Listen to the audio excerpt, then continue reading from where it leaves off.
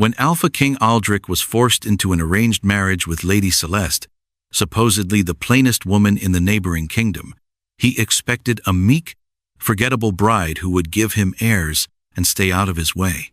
But the moment she walked into his solar with storm-gray eyes blazing and the scent of wild power radiating from her very soul, he realized he'd been deceived in the most shocking way possible. What happens when the ugly bride turns out to be the most powerful female alpha born in 3 centuries, and the other kingdoms discover they've been tricked? The massive iron gates of Fenwick Castle creaked open like the jaws of a sleeping dragon. King Aldrich Thornfield stood on the highest tower, watching his future bride's carriage roll through the morning fog. His hands gripped the stone walls so tight his knuckles turned white.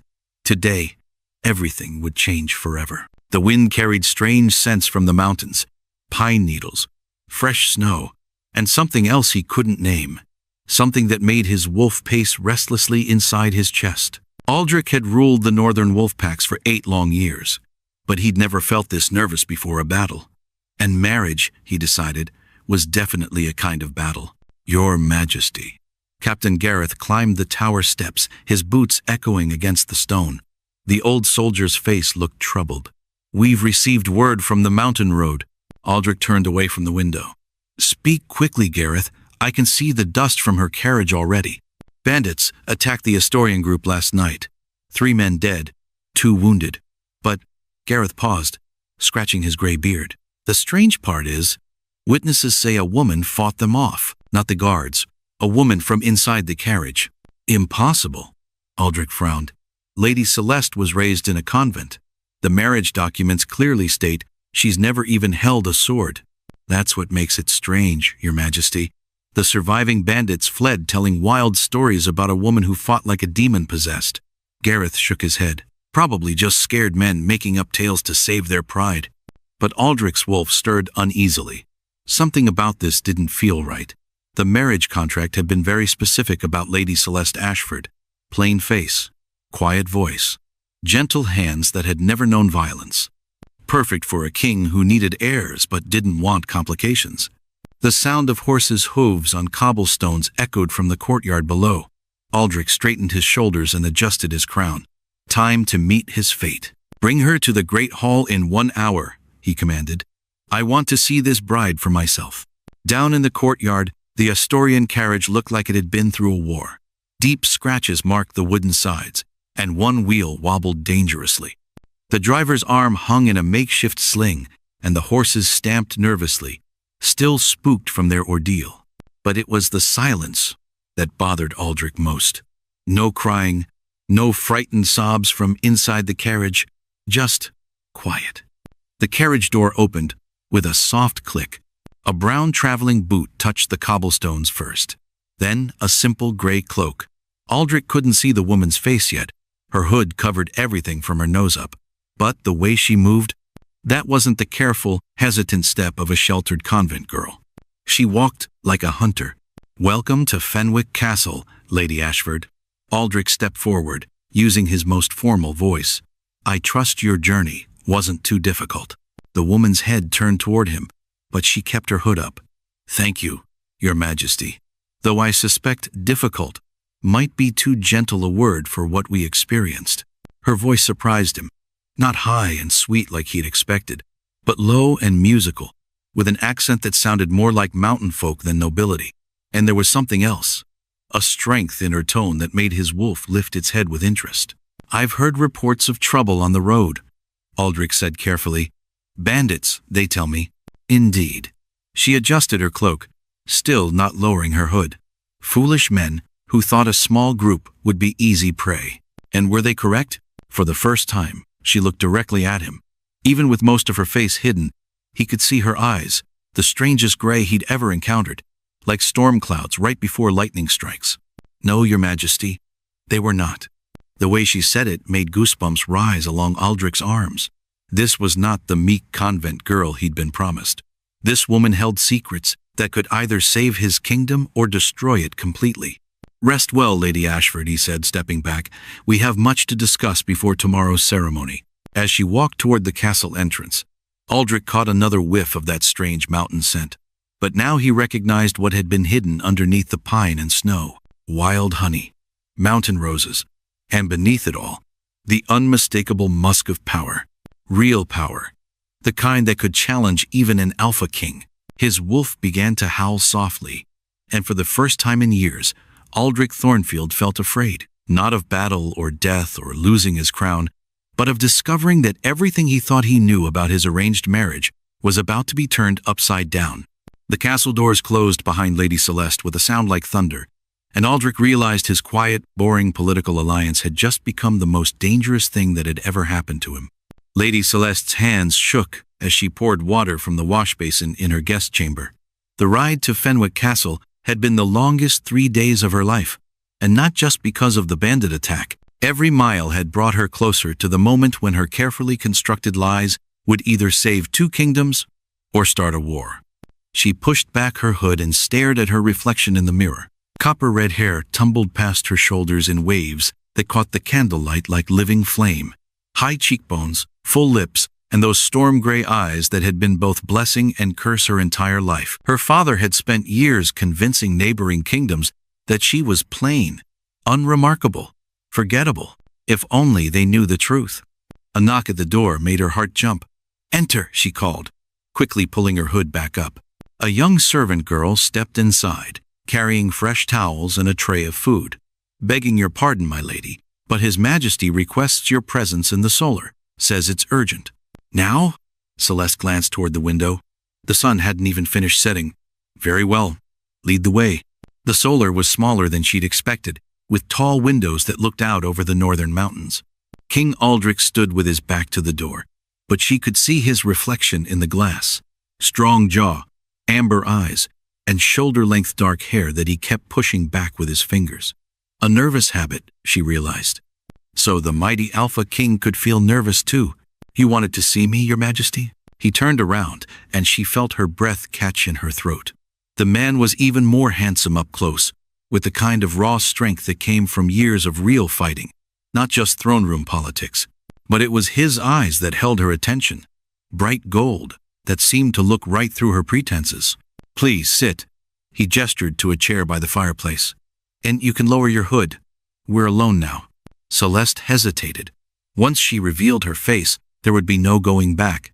But she'd come too far to lose courage now. She pushed back her hood and watched his reaction carefully. King Aldrich went completely still. His eyes widened, and she heard his breath hiss between his teeth. "You're not what you expected?" she finished quietly. "The marriage contract described you as plain. Unremarkable," they said. He stopped talking and just stared at her. "They said I was ugly." Celeste completed his sentence. "Yes, I know what the reports claimed. My father made sure those rumors spread far and wide." "But why?" Aldrich moved closer, studying her face like he was trying to solve a puzzle. Why would any father want people to think his daughter was unattractive? This was it. The moment she'd been dreading and hoping for in equal measure. "Because, Your Majesty, there are worse things than being thought plain." She stood up and walked to the window, needing distance between them. "There are things that could start wars. Things that could make other kingdoms decide that an alliance with House Ashford is too dangerous to consider." "What kind of things?" His voice was closer now. She could feel the heat from his body warming the air behind her. When she turned around, he was only an arm's length away, and she could see the gold flecks in his amber eyes. "The kind of thing that runs in bloodlines," she said softly. "The kind that skips generations, then appears when you least expect it. The kind that makes fathers lock their daughters away and spread lies about their appearance rather than risk the truth getting out." Understanding dawned on his face like sunrise. "You're not just nobility." "No." She met his gaze steadily, letting him see the truth in her eyes. "I'm not just nobility." The silence stretched between them like a held breath. Outside the window, night was falling over the mountains, and somewhere in the distance, a wolf howled. Then another, and another. King Aldrich's eyes began to change color, the amber deepening to pure gold, the pupils dilating. She could smell the change in his scent as his other nature rose to the surface. Pine trees, mountain stone, and underneath it all, the unmistakable musk of an alpha in his prime. "Show me," he whispered. Celeste closed her eyes and let the transformation begin. It started as heat in her chest, then spread outward like wildfire through her veins. Her canine teeth lengthened. Her nails grew into claws, and when she opened her eyes again, she knew they were glowing with the same inner light that marked all her kind. But it was her scent that made him stagger backward. Not just any shifter, not just any wolf. Alpha, female, powerful enough to lead her own pack, strong enough to challenge any male who tried to dominate her. Impossible, he breathed. Female alphas haven't been born in the Ashford line for over 300 years. 312 years, she corrected quietly. My grandmother kept very detailed records before she died.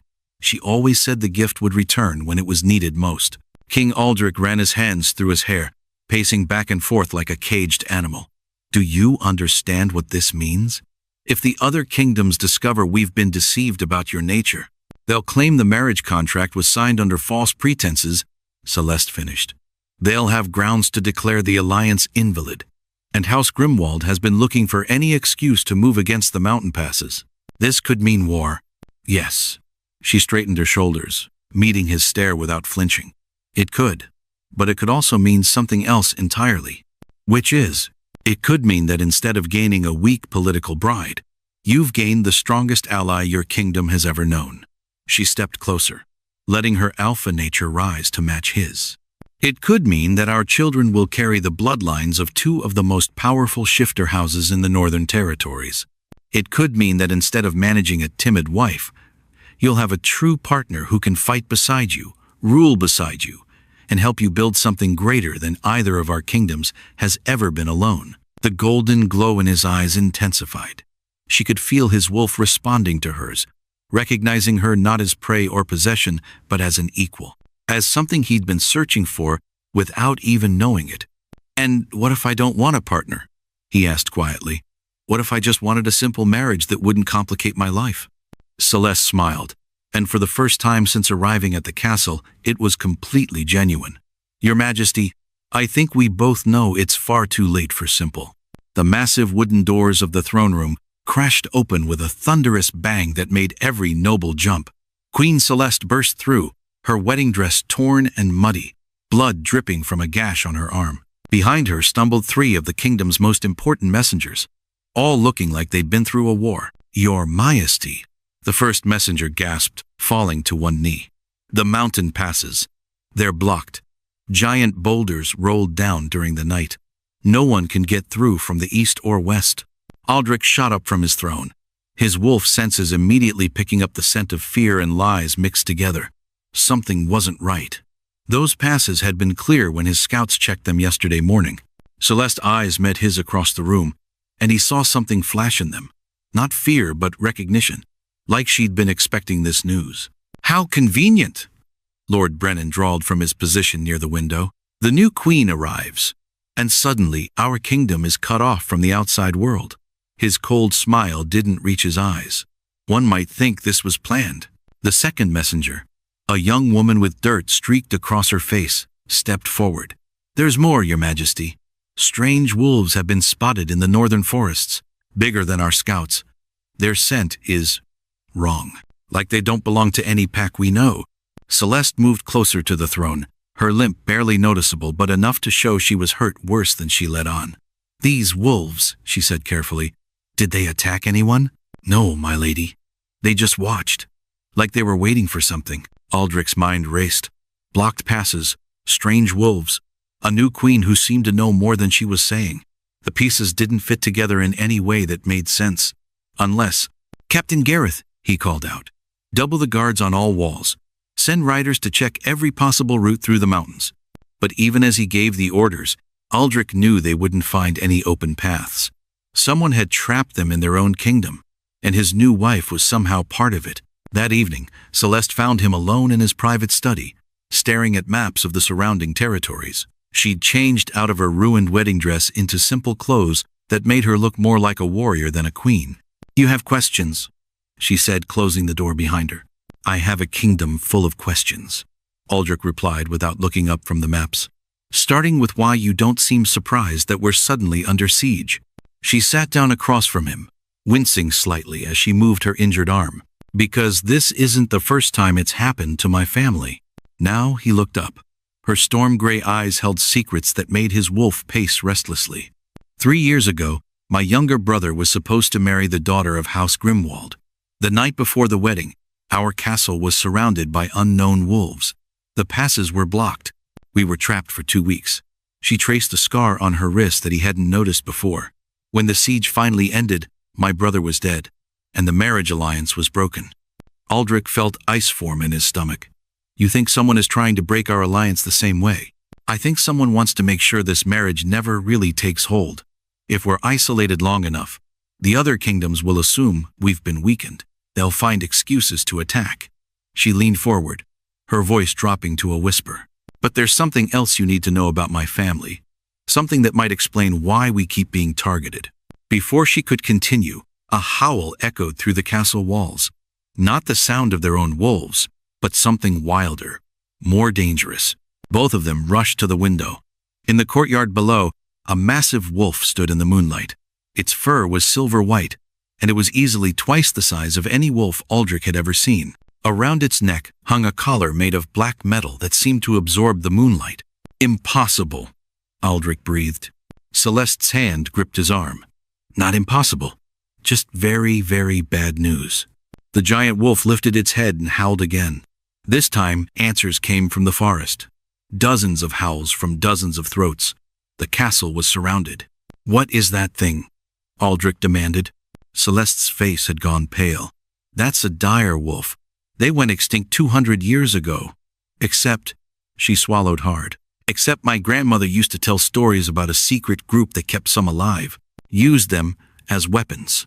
What kind of weapons? The kind that hunt other werewolves. The attack came at dawn, but not in any way Aldrich expected. Instead of charging the walls, the dire wolves simply sat outside the gates and waited. Their massive forms created an unbroken circle around the entire castle, close enough that everyone could see their glowing yellow eyes, far enough away that arrows couldn't reach them. This is psychological warfare, Captain Gareth muttered, peering down from the battlements. They want us scared and confused before they make their real move. But Aldrich's attention was focused on something else entirely.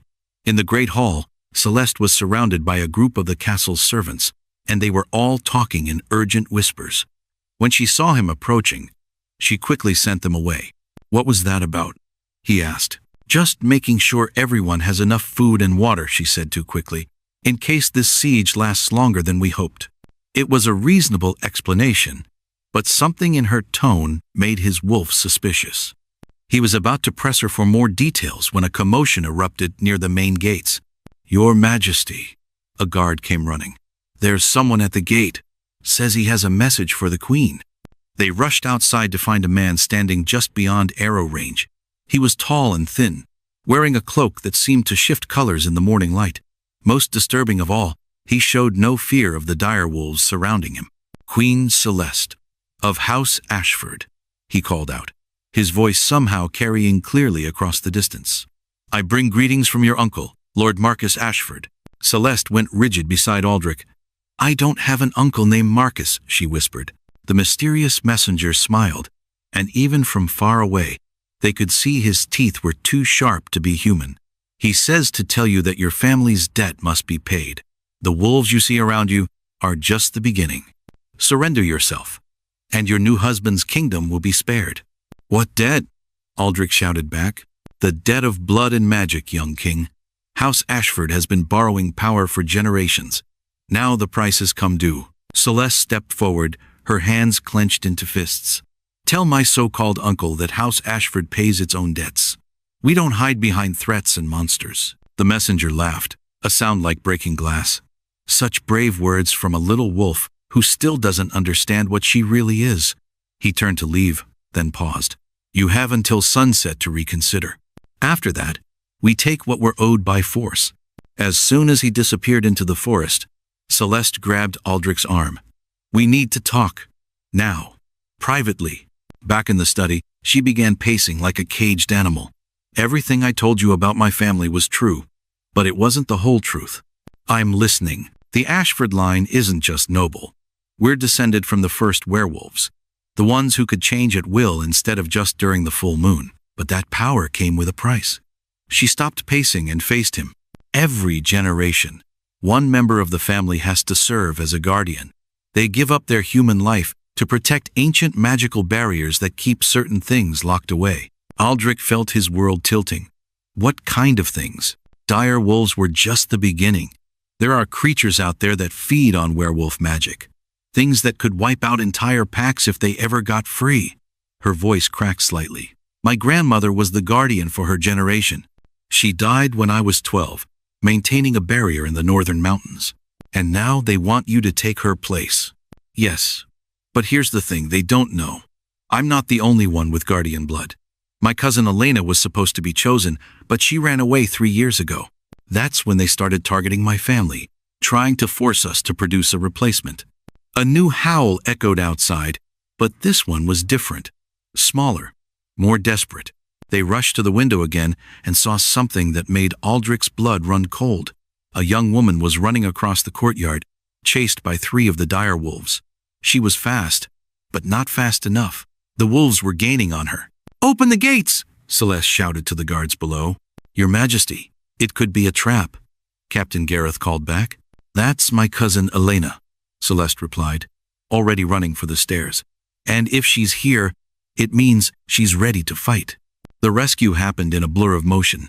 The castle gates opened just long enough for Elena to dive through, the dire wolves snapping at her heels. Arrows flew from the walls, driving the monsters back. Elena collapsed in the courtyard, gasping for breath. She was younger than Celeste, with the same storm-gray eyes but darker hair. When she looked up at her cousin, her expression was grim. "They've been hunting me for 3 years," she panted. "I've learned things, terrible things about what our family really did." "What do you mean?" Celeste knelt beside her. "The barriers aren't just keeping monsters locked away. They're keeping something else locked in. Something that belongs to us. Something powerful enough to end this once and for all." Elena struggled to her feet, her eyes meeting Aldrich's for the first time. "Your Majesty, your new wife isn't just descended from the first werewolves. She's descended from their queen. And if we can reach the heart of the mountain barriers, she can claim her true inheritance." "What inheritance?" Aldrich demanded. Elena's smile was fierce and wild. "The power to command every wolf that ever lived, including the dire wolves surrounding your castle." Outside, the monsters howled again, but this time it sounded different, like they were afraid. The screams from the dungeon made Celeste's blood run cold. She had been arranging flowers in the great hall when the sound cut through the morning air like a blade through silk. Without thinking, she dropped the white roses and ran toward the source of the terrible noise. What she found in the castle's lowest level made her stomach twist. 3 of Aldrich's men surrounded a young woman who couldn't have been more than 16. The girl's clothes were torn, her face streaked with dirt and tears. But it was her scent that made Celeste's wolf surge forward with protective fury. The girl was a shifter, and she was terrified. "Stop!" Celeste's voice rang out with such command that all 3 warriors froze mid-motion. "What is the meaning of this?" Captain Gareth stepped forward, his face grim. "Your Majesty, we caught this spy trying to poison the well water. She refuses to tell us who sent her." The girl looked up at Celeste with desperate golden eyes. "Please," she whispered. "I wasn't trying to hurt anyone. I was only trying to help my little brother. He's sick, and they said the castle's healing spring water could save him." Something in the girl's voice made Celeste's heart ache. She knelt down beside the trembling figure, ignoring the shocked looks from the guards. "What's your name, child?" "Mira," the girl said softly. "I live in the forest village beyond the eastern hills. My brother caught the wasting sickness 3 weeks ago. The village healer said only spring water blessed by royal wolves could cure him." Celeste felt anger building in her chest, but not at the girl. "So you risked your life to steal water for your dying brother?" Mira nodded, fresh tears streaming down her face. "I know it was wrong, but he's all the family I have left. Our parents died last winter from the same sickness." The guards exchanged uncomfortable glances. Captain Gareth cleared his throat. "Your Majesty, we still need to question her about—" "No." Celeste stood up, her voice steady but fierce. "This child will be my guest, not your prisoner." She turned to face the shocked warriors. "Have you forgotten what it means to protect the innocent?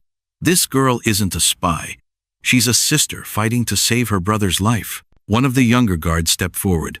"But Your Majesty, The laws about trespassing. The laws serve the people, not the other way around, Celeste said firmly. Mira, you'll come with me. We're going to get water from the healing spring, and then we're going to save your brother. As they climbed the stone steps back to the main castle, Mira walked close beside Celeste. Why are you helping me? I'm nobody special. Celeste smiled sadly. Because somebody special once helped me when I thought I was nobody too. They found Aldrich in his study, bent over maps of the kingdom's borders. When he looked up and saw Celeste with the young girl, his expression shifted from surprise to concern. Celeste? Who is this? This is Mira, she said, her hand resting protectively on the girl's shoulder. She has a sick brother who needs our help. Aldrich listened carefully as Celeste explained what had happened. When she finished, he was quiet for a long moment, studying Mira's hopeful face. The healing spring hasn't been used for outsiders in 50 years, he said slowly. The old traditions forbid it. Celeste felt her heart sink, but then Aldrich continued. However, traditions that let children die while we hoard healing water aren't traditions worth keeping. He stood up and moved toward the door. Come, we'll go to the spring together. The healing spring lay in a hidden grove behind the castle, surrounded by ancient oak trees. The water bubbled up from deep underground, crystal clear and warm even in the cool autumn air. Legend said it had been blessed by the first wolf king centuries ago. As Aldrich knelt by the spring's edge, his eyes began to glow with the golden light of his wolf. He cupped the water in his hands and whispered words in the old language, words of healing and protection, passed down through generations of rulers. The water will stay pure for 3 days, he told Mira as he filled a silver flask. That should be enough time to reach your village and cure your brother. Mira's face lit up with joy and relief. Thank you, both of you. I'll never forget this kindness. But as they walked back toward the castle, Celeste noticed something troubling. Several nobles had gathered in the courtyard, and they were watching the three of them with dark expressions. Lord Brennan stepped forward, his face cold with disapproval. Your Majesty, word has spread about your charitable activities. Many are concerned about this break from tradition. Concerned about saving a child's life? Celeste asked, her voice sharp. Concerned about a queen who ignores established laws? Another lord replied. First you reveal powers that should have been declared before marriage, and now you give sacred healing water to common criminals. Celeste felt her wolf stir with anger, but Aldrich placed a calming hand on her arm. The girl committed no crime except loving her brother, he said firmly. That's not how the law sees it, Lord Brennan said. Trespassing on royal grounds, attempted theft of sacred resources, these are serious charges. Then perhaps our laws need to change, Celeste said, her voice carrying the authority of her royal position. A kingdom that won't help its own people isn't worth ruling. The tension in the courtyard grew thick as more nobles gathered. Some nodded in agreement with Celeste's words, while others frowned with disapproval. She realized this moment would define not just her reign, but the kind of rulers she and Aldrich would become. Young Mira clutched the silver flask tightly, her eyes wide with fear as she watched the adults argue about her fate. In that moment, Celeste made a decision that would change everything. From this day forward, she announced, her voice carrying across the courtyard, the healing spring will be open to any who truly need its power, rich or poor, noble or common suffering, recognizes no social boundaries. A gasp ran through the crowd of nobles. Some looked scandalized, others impressed, but it was the hope that lit up in the eyes of the castle's servants and common folk that told Celeste she had chosen correctly. Lord Brennan's face darkened with anger. Your Majesty, you cannot simply overturn centuries of tradition with a royal decree. The other noble houses will never accept such radical changes. Then they'll have to choose, Aldrich said, moving to stand beside his wife. They can either support a kingdom that cares for all its people, or they can find themselves new rulers. As the crowd began to murmur and disperse, Celeste felt both triumph and worry warring in her chest.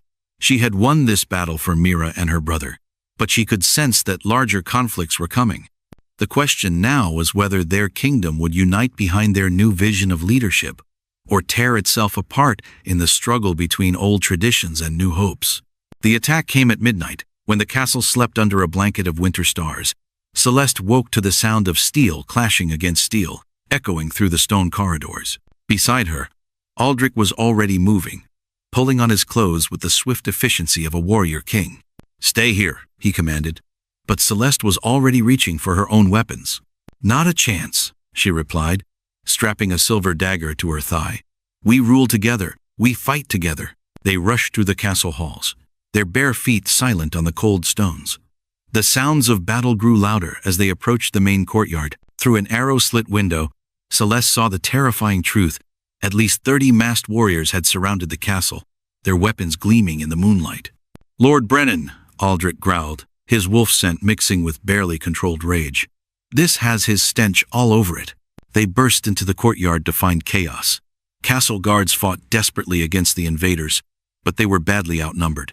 Captain Gareth stumbled past them, blood streaming from a cut on his forehead. "Your Majesty," he gasped.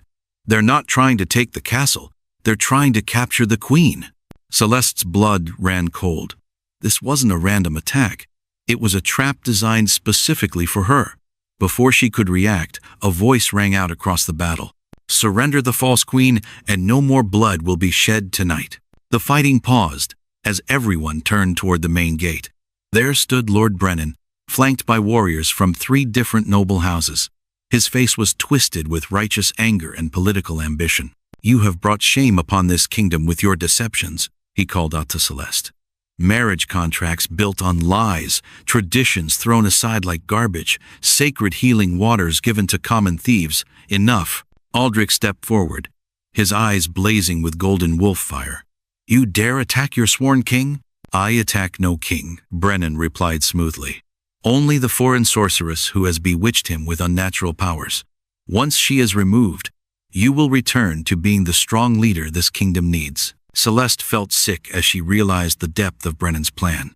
He didn't want to kill her. He wanted to discredit her publicly, making it seem like she had used dark magic to control Aldrich's mind. If he succeeded, their marriage could be dissolved and Aldrich's rule would continue under Brennan's influence. "I challenge your right to make this accusation," she said, her voice carrying across the courtyard with surprising strength. "By the ancient laws, I demand trial by combat." A shocked murmur ran through both sides of the fight.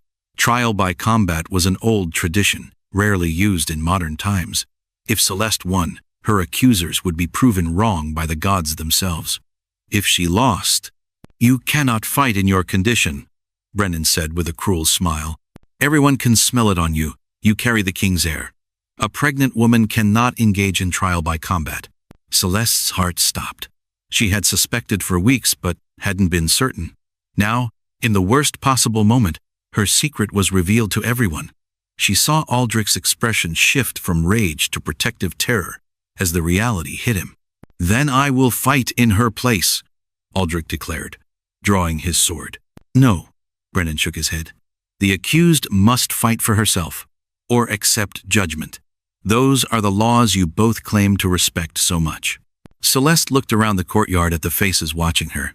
Some showed sympathy, others curiosity, and a few revealed barely hidden hostility.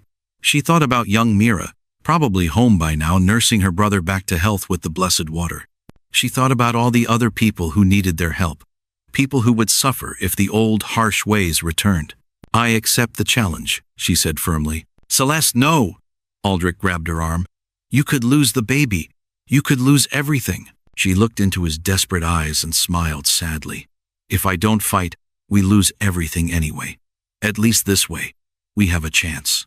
She turned back to face Brennan. "Name your champion." A figure stepped forward from behind the lord. A huge man wearing black armor, his face hidden behind a wolf skull helmet. Even without seeing his features, Celeste could smell the darkness that clung to him like smoke. This was no ordinary warrior. "Sir Marcus the Ruthless," Brennan announced. "Undefeated in 43 battles." The champion drew a massive 2-handed sword that seemed to drink in the moonlight. When he spoke, his voice sounded like grinding stone. "I have killed queens before, little wolf. Your royal blood will taste no different than any other." Celeste drew her own blade, smaller, lighter, but sharp as winter wind. Around them, the castle guards and noble warriors formed a circle, creating an impromptu arena in the courtyard. As she faced her opponent, Celeste felt her unborn child flutter inside her. A tiny movement, that filled her with both fierce protectiveness and terrible fear. She was fighting not just for her own life, but for the future of their family and kingdom. The champion attacked first, his huge sword whistling through the air with deadly force. Celeste barely managed to dodge, rolling sideways as the blade crashed into the stones where she had been standing. "Too slow, false queen," he taunted, advancing with surprising speed for such a large man. But Celeste had learned to fight in the wild mountains of her homeland, where quickness mattered more than strength. She danced around his attacks, looking for openings, slowly wearing him down. The battle raged for what felt like hours but was probably only minutes. Celeste's smaller blade found its mark several times, drawing blood through gaps in the champion's armor. But his sword came dangerously close to ending the fight with each swing. Then disaster struck. As Celeste leaped backward to avoid a crushing overhead blow, her foot slipped on the blood-slick stones. She fell hard, her sword skittering away across the courtyard. The champion raised his weapon for the killing blow. Around the circle, she heard Aldrich roar with helpless rage. Time seemed to slow as the massive sword began its downward arc. But instead of closing her eyes, Celeste looked up at her attacker. In that moment of perfect clarity, she saw something that made her heart race with sudden hope. A small gap in his armor, right at the base of his throat. Using her last reserve of strength, she rolled forward instead of away, sliding between his legs as the sword crashed down behind her. In one fluid motion, she grabbed a fallen dagger from the ground and thrust upward, finding that tiny vulnerable spot with deadly precision. The champion staggered, his hands going to his throat as dark blood poured between his fingers. He fell to his knees, then forward onto his face, completely still. The courtyard erupted in chaos. Some cheered Celeste's victory while others shouted accusations of treachery. Through it all, Lord Brennan's face had gone white with shock and rage. "This proves nothing," he screamed. "She used witchcraft, dark magic." But before anyone could respond, a new voice cut through the noise. Old, cracked, but carrying unquestionable authority. The only magic here was courage. Everyone turned to see ancient Elena, the castle's eldest resident and keeper of the old laws, hobbling into the courtyard with her walking stick. At 93 years old, she had outlived 4 kings and was respected by nobles and commoners alike. "I watched this trial with my own eyes," she continued, her voice growing stronger. "The queen fought with honor, skill, and the blessing of the moon goddess herself. Lord Brennan, your accusations are proven false by divine judgment." The Lord's remaining supporters began to back away, unwilling to argue with both the trial's outcome and ancient Elena's wisdom. Brennan himself looked around desperately, realizing his plan had completely collapsed. "This isn't over," he snarled, pointing at Celeste. "The other kingdoms will hear of this. They will not accept a wolf witch as their neighbor. Then they will find themselves at war with a kingdom united under true leaders," Aldrich said, moving to help his wounded wife to her feet. As Brennan and his remaining allies retreated into the night, Celeste allowed herself to lean heavily against her husband. The adrenaline was fading, leaving her shaky and exhausted. "Are you hurt?" Aldrich asked, his hands gently examining her for wounds. "Is the baby?" "We're both fine," she assured him, though she wasn't entirely certain. "But this is just the beginning, isn't it? There will be others who challenge us." Aldrich looked out at the faces surrounding them. Castle guards who had fought bravely, servants who had watched the trial with worried eyes, and nobles who were now seeing their queen in a completely new light. "Let them come," he said quietly.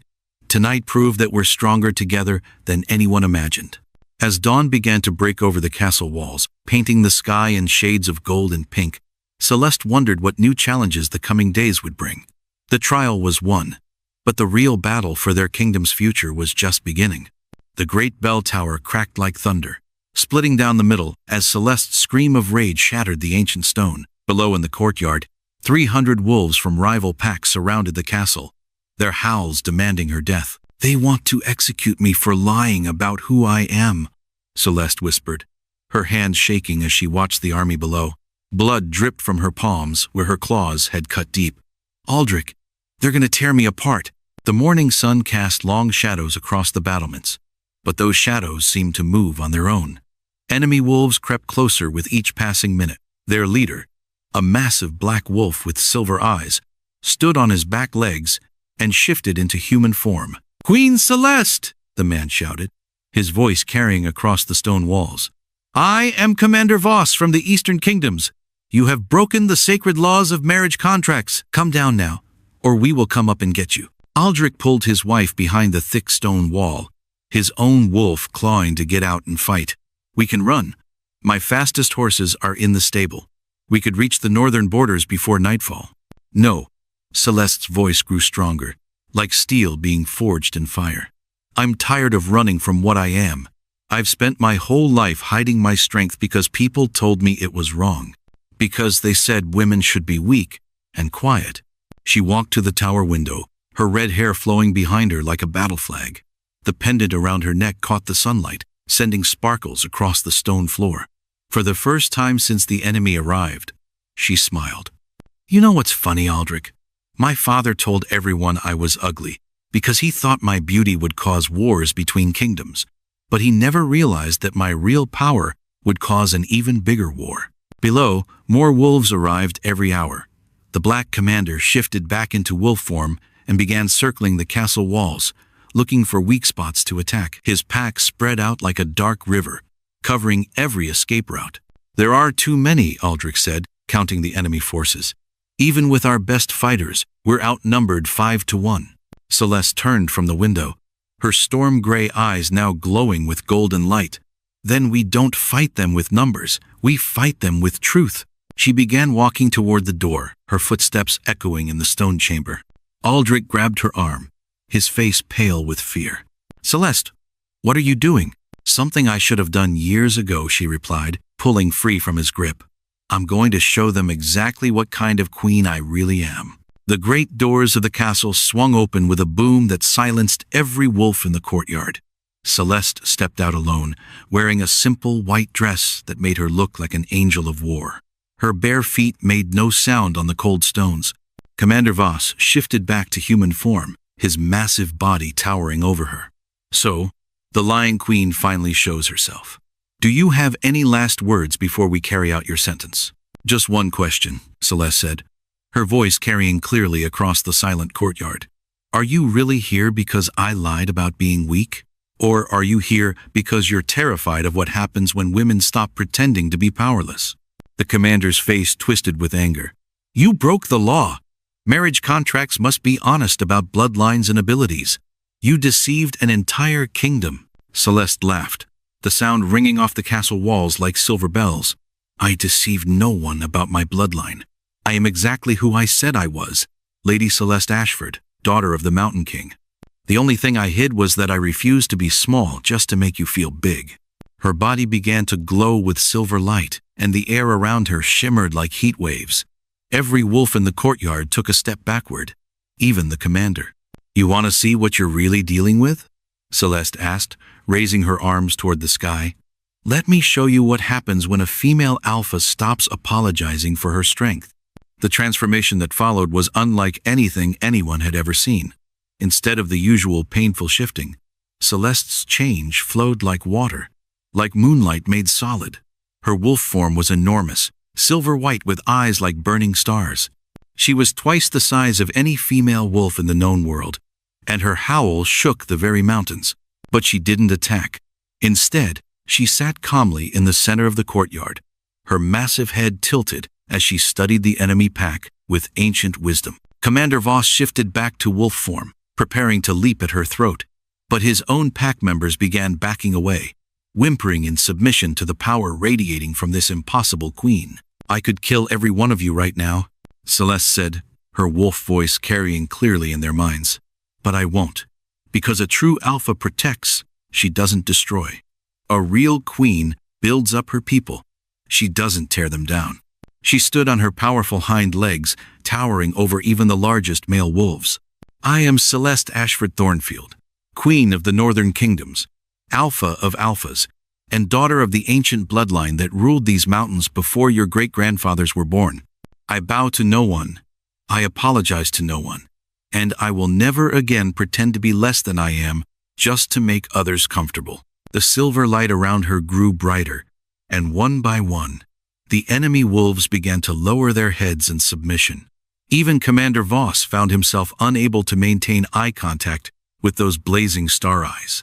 Now, Queen Celeste continued, her mental voice gentler but no less powerful, you have a choice. You can try to fight me and learn exactly why my ancestors were called the Mountain Gods.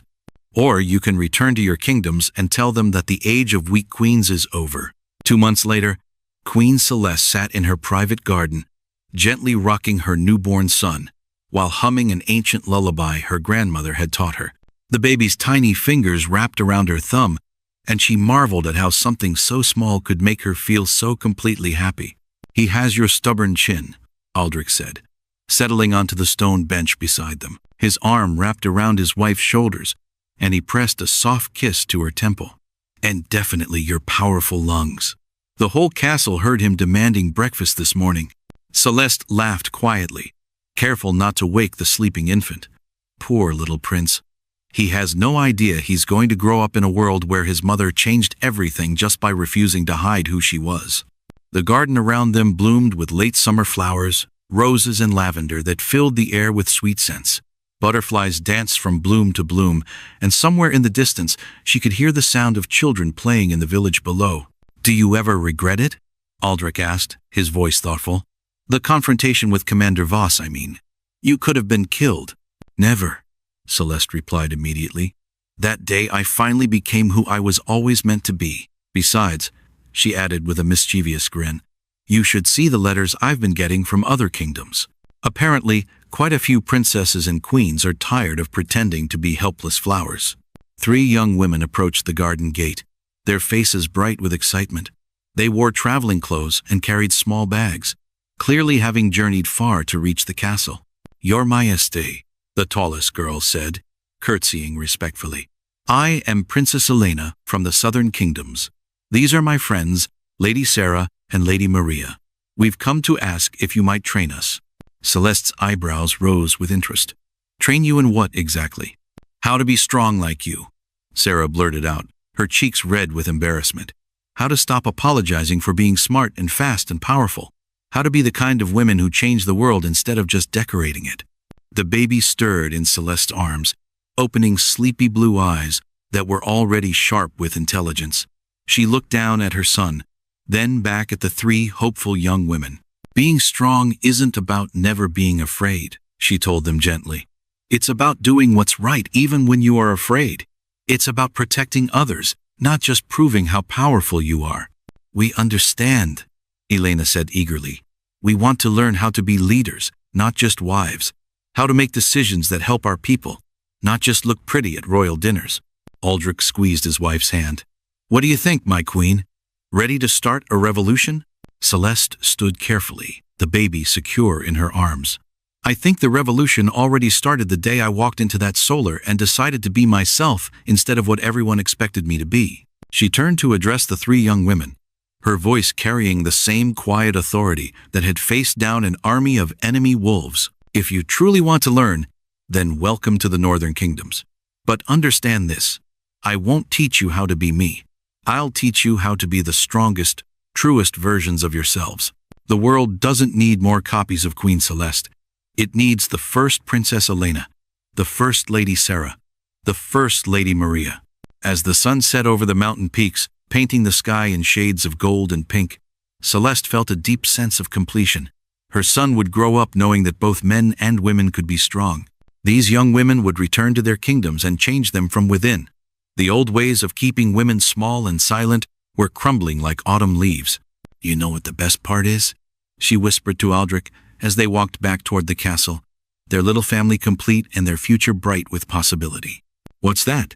Our son will never have to wonder if his mother is proud of who she is. And our daughters, when they come, will never have to hide their strength or apologize for their power.